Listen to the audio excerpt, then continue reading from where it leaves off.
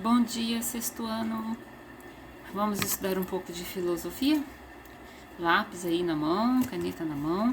Vamos ver até onde já fomos, né? Nós iniciamos o capítulo 2, capítulo 12, nós iniciamos, né, do livro de vocês. Vamos aí? No capítulo 12, vamos ver o que nós já estudamos no capítulo 12. O capítulo 12 fala sobre a natureza e a sociedade, tá? E aí vem uma questão aqui: por que o ser humano transforma a natureza? Já iniciei com vocês, né? Sobre essa questão aí, o reformador da natureza, a história lá da Emília, do Américo Pisca-Pisca, já vi, e também já vi com vocês sobre a questão da investigação aqui da página 67, a crise ambiental, né, que é causada pela exploração e pela retirada dos recursos, né, que o homem faz. Beleza. Olha só. Vocês têm essa semana as atividades de reflexão, páginas 68 e 69, tá? Então, eu vou ler o textinho aqui para vocês da reflexão. Tem também o homem e a natureza aqui. Tem alguns questionamentos aqui, vamos lá? Eu vou dar umas dicas aqui e vou ler aqui para vocês sobre as atividades. Começa aqui, ó, página 68, reflexão, daqui para baixo, página 68. Olha só, tudo tá falando sobre a natureza e a transformação da natureza, ok? A compreensão da natureza como condição de existência da vida humana precisa ser difundida para que as ações do ser humano não afetem o equilíbrio do meio ambiente. Beleza. Quer dizer que a compreensão da natureza como uma condição de existência da vida humana precisa ser difundida para que as ações do ser humano parem de afetar e de desequilibrar o meio ambiente. Tá, a compreensão da natureza, olha, tem tanta propaganda, tem tantos cartazes, tem tantas coisas que se falam sobre a preservação da natureza, né, que o ser humano depende da natureza, o ser humano precisa da natureza, a natureza precisa ser preservada, né? Isso tem sido difundido, né? Mas talvez não esteja sendo difundido, seja espalhado essas notícias, propagandas na televisão, propagandas em rádios, propagandas nas mídias, propaganda também nos jornais sobre essa questão de preservar o meio ambiente, porque o homem depende do meio ambiente. E se continuar do jeito que tá, o meio ambiente vai sofrer muito. Por que vocês acham que está acontecendo esse calor terrível? A gente sabe que o ser humano, com o passar dos anos, dos séculos, a evolução, e constrói isso, constrói aquilo, os rios estão sendo poluídos, cada vez mais, né, é lançado na atmosfera esses gases tóxicos que saem das fábricas, das indústrias, dos escapamentos dos automóveis. A questão é vender, a questão é produzir, a questão é fazer as pessoas comprarem. Então eles não têm essa preocupação de, opa, peraí, precisamos parar. Olha só, e esse aquecimento global e esse buraco na camada de ozônio que foi causada pelo lançamento desses gases tóxicos, né, aí no ar. Esse buraco na camada de ozônio pode ser fechado? Não. Já causou um estrago nessa camada do ozônio. E isso é uma coisa difundida, isso é uma coisa que tem nos livros. E continua a mesma coisa. Quer dizer que os donos de todas as indústrias, né, de repente vão parar, vão colocar filtros, os carros vão ter que ser colocados filtros para filtrar esse gás ruim e para não lançar mais nenhum gás. Nossa, seria bom, né? Isso não vai acontecer, porque os investimentos é só para vender produtos cada vez mais. A natureza realmente, nas mãos do homem, está bem condenada, tá? E a gente vê por aí, ó, que o sol ia se esquentar cada vez mais e acontecendo esses calores que estão acontecendo, o derretimento lá nas camadas polares também, infelizmente. E aqui vem também mais algumas coisas nesse texto que fala assim: Os desastres ambientais têm acarretado graves problemas tanto à sociedade quanto à natureza. Interessante é que parece que esses donos do poder que podem fazer alguma coisa para preservar a natureza, para parar de tirar tantos recursos naturais, para parar de queimar, de desmatar, eles só querem aquele momento do presente, é o dinheiro, é o ganho, né? Eles não pensam no futuro, até mesmo da família deles. E eles não pensam que a natureza destruída, desequilibrada, vai trazer mal para todo mundo, inclusive para eles. Esses problemas exigem uma mudança não só no consumo, como também nas ações de todos os envolvidos no processo da exploração dos bens naturais. Quem são todos esses envolvidos na exploração dos bens naturais? Todos os donos de indústrias, que precisam dos bens tirados da natureza para fazer os seus produtos, para lançar os produtos para a população comprar. Triste. Atualmente, alguns pesquisadores do Instituto Paulo Freire indicam a possibilidade de, por meio da educação ambiental, estimular a crítica à concepção do desenvolvimento sustentável, apresentando o conceito de ecodesenvolvimento, com base nos seguintes princípios: satisfação das necessidades básicas da população, solidariedade com as gerações futuras, participação da população envolvida e preservação dos recursos. Ai, que maravilha isso, né? Que coisa incrível fazer essa educação ambiental, ter educação ambiental em todas as escolas, desde o pré até o nível universitário. Lógico, vai mobilizar muitas mentes, mas precisa mobilizar quais mentes? Como diz o texto aqui, né? Dos envolvidos no processo da exploração dos bens naturais. Pois é.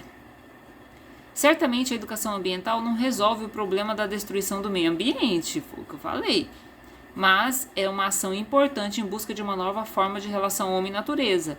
Começar a partir de amanhã, ser obrigatório a educação ambiental desde o pré até o nível universitário, é lógico que vai trazer uma mente um pouco diferente, né, para todos. Mas a gente precisa que essa mente diferente e essa importância de preservação entre na cabeça de todos os que estão envolvidos na exploração dos bens naturais. Os programas e as propostas pedagógicas falam de uma educação que aproxime o ser humano da sua própria realidade, dos seus problemas e das possibilidades de solução. Muito se discute, ONGs existem, mas não são eles que são os exploradores dos bens naturais, são os donos das indústrias no mundo inteiro. Então, como é que vai fazer? É triste, mas é assim que é verdade. Olha só, a questão número 1, que vocês vão estar respondendo no livro de vocês, página 68 eu tô. A escola em que você estuda promove a educação ambiental? Desenvolve algum tipo de projeto de educação ambiental? Qual? Respondam. A número 2, que está na página 69. Você considera a educação ambiental importante? O que você acha? De que forma ela pode ser realizada também fora da escola? E aí? A educação ambiental é importante? Você vai colocar sim, é importante por causa disso, disso, disso. Resposta pessoal de vocês. De que forma ela pode ser realizada também fora da escola? A educação ambiental, ela poderia ser realizada fora da escola em todos os programas. Todos os programas de TV, jornal, sempre tinha que passar um pedacinho falando sobre a proteção ambiental. Devia ser obrigatório isso. E ia ajudar bastante. Sabe esses outdoor que tem nas ruas, aqueles cartazes enormes assim? Deveria ter direto um cartaz aquele, tentando sensibilizar a população dessa destruição da natureza. A 3 aí de vocês. O que poderia ser feito para conscientizar a população sobre a preservação do meio ambiente? Né? O que poderia ser feito? Eu creio, obrigatório a educação ambiental desde o pré até o nível universitário, certo? Deveria ser obrigatório as propagandas mostrando o que vem acontecendo no meio ambiente, como está sendo essa destruição no meio ambiente e quais as consequências disso para nós e para a nossa geração futura. Deveria ser obrigatório. Seria bom, né? Olha só. Aqui no livro de vocês tem um texto, Homem e Natureza. É um texto muito bonito. Esse autor aqui, ó, ele era escritor e filósofo. Ele era libanês, tá? Khalil Gibran. O autor expressa suas influências religiosas e filosóficas em temas como o amor, a amizade, a morte e a natureza. Ele realmente, o Khalil Gibran, ele escreveu livros maravilhosos. Eu não consigo dizer assim, tem um livro dele que ele escreveu e é ruim. Eu, quando era adolescente, eu li, eu acho que foram 6, 7 livros dele. Maravilhoso a leitura dos livros desse Khalil Gibran, desse libanês. E aí ele fala assim: ao romper do dia, sentei-me na campina, aquela área verde, né?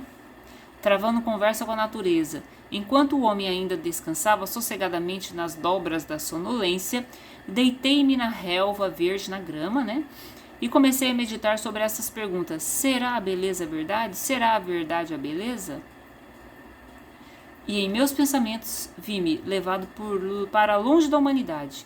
Minha imaginação descerrou o véu de matéria que escondia meu íntimo. Minha alma expandia-se e senti-me ligado à natureza e aos seus segredos. Então ele estava em profunda contemplação da natureza. Meus ouvidos puseram-se atentos à linguagem de suas maravilhas. Um dia que vocês forem numa fazenda, numa chácara, e vocês puderem ficar sentado na varanda, finalzinho do dia, finalzinho da noite, sem conversa, sem bagunça, ou deitar na grama, escuta o barulho da natureza, que lindo. Assim que me sentei e me entreguei profundamente à meditação, senti uma brisa passando através dos galhos das árvores e percebi um suspiro como de um órfão perdido. É que às vezes o vento parece um suspiro, às vezes o vento aparece um grito também, né? Por que te lamentas, brisa amorosa? Perguntei. Ele, o autor, né, Khalil Gibran, fazendo essa pergunta para a brisa, aquele ventinho gostoso. E a brisa respondeu: porque vim da cidade que se escalda sob o calor do sol, e os germes das pragas e contaminações agregaram-se às minhas vestes puras. Podes culpar-me por lamentar-me?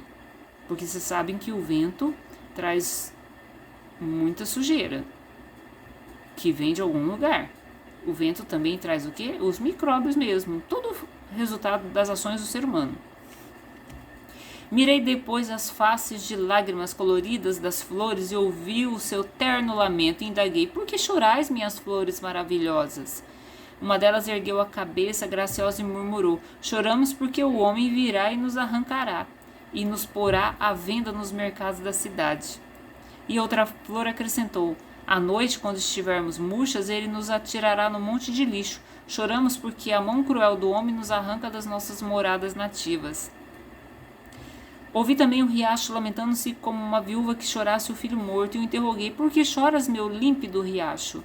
E o riacho retrucou: porque eu sou compelido a ir à cidade onde o homem me despreza e me rejeita pelas bebidas fortes, e faz de mim carregador do seu lixo, polui minha pureza e transforma minha serventia em imundície. Nossa, olha que forte, que lindo esse texto. O riacho falando que ele tem que correr para o lado da cidade, e lá ele é poluído, desrespeitado. Escutei ainda os pássaros soluçando e os interpelei: por que chorais, meus belos pássaros? E um deles voou para perto, pousou na ponta de um ramo e justificou: daqui a pouco os filhos de Adão quer dizer o ser humano, né? Virão a este campo com suas armas destruidoras e desencadearão uma guerra contra nós, como se fôssemos seus inimigos mortais. Né? São os pássaros que as pessoas matam, atiram e usam estilingue, pedra, né? Agora estamos nos despedindo um dos outros, pois não sabemos quais de nós escaparão à fúria do homem. A morte nos segue onde quer que vamos. Então o sol se levantava por trás dos picos da montanha e coloria todos os topos das árvores com auréolas douradas. Contemplei tão grande beleza e me perguntei: por que o homem deve destruir o que a natureza construiu? Que lindo esse texto, gente. Que lindo, não é?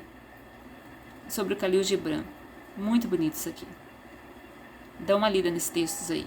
A página 68, reflexão, fazem a atividade 1, 2 e 3 que eu passei para vocês. Vocês podem fazer também essa atividade número 4 no caderno, tá? Da página 69 desse texto O Homem e a Natureza, desse autor Khalil Gibran, que é para vocês refletirem sobre esse questionamento deles e escrever um texto em forma de verso, de poesia, sobre a relação do homem com a natureza. Vocês podem até fazer uma ilustração para o texto que vocês escreverem, tá? Da mesma forma que vocês estão mandando para mim essas atividades das aulas programadas, vocês mandam pelo e-mail, mandam o livro, que aqui vocês respondem a 1, 2 e 3, e a 4 vai ter que ser respondida no caderno, tá bom? Beijos, turminha do sexto ano, até mais, tchau!